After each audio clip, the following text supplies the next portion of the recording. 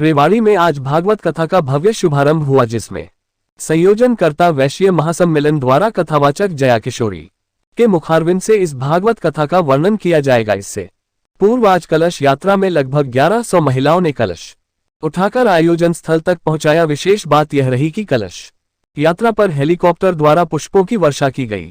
पूरे रास्ते ढोल नगाड़े डीजे की धुन पर महिलाओं और पुरुषों ने नृत्य करते हुए सभा स्थल पर आगमन किया। पूर्व मंत्री कविता जैन ने भी इस कार्यक्रम में अपनी उपस्थिति दर्ज कराई। कविता जैन ने कहा, रेवाड़ी में इस प्रकार का भव्य आयोजन पहली बार होने जा रहा है और भागवत के सभी अध्यायों में इन मनुष्य को जीवन का सार दिया गया है। श्री कृष्ण ने अर्जुन के माध्यम से कुरुक्षेत्र की भूमि पर जो ज्ञान दिया, उसी ज्ञान से भागवत के माध्यम से मनुष्य के जीवन को सफल और मोक्ष प्राप्त किया जा सकता है। उन्होंने कहा, भाजपा ने हमेशा धर्म को बढ़ावा दिया है। आज विदेशी मेहमानों को गीता तोहफे के रूप में दी जाती है। रेवाड़ी में पहली बार हो रहे इस आयोजन के लिए मैं सभी को शुभकामनाएं देती हूँ। हालांकि भव्य आयोजन किया जा रहा है, परंतु अव्यवस्थाओं का बोलबाला भी रहा। या कलश यात्रा के दौरान अनेक महिलाओं की चैन छीनने और जेब कतरों के कुकर्म की सूचना भी प्राप्त हुई। वहीं 500 रुपए की कलश यात्रा की पर्ची के 5100 रुपए लेने की बात भी सामने आई है। भले ही यह आयोजन भव्य रहा हो, परंतु आयोजनकर्ता विवादों के घेरे में नजर आ रहे हैं। रेवाड़ी से आदर्श शर्मा की रिपोर्ट।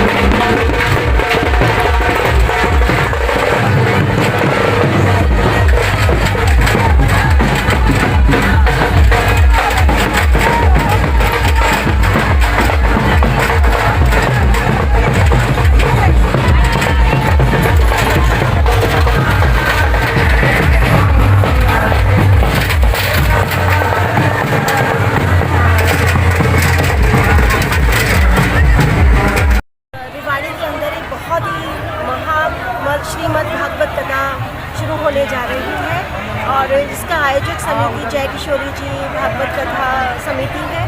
और मैं सभी अग्र बंधुओं को, वैश्य बंधुओं को इस आयोजन के लिए बहुत बहुत बधाई, शुभकामनाएं देती हूँ। और मेरा सौभाग्य है इस महा आयोजन में जहाँ हजारों महिलाओं ने सिर पर कलश रखकर भागवत कथा का शुभारंभ किया, मुझे भी इसमें सहभागी होने का सौभाग्य मिला।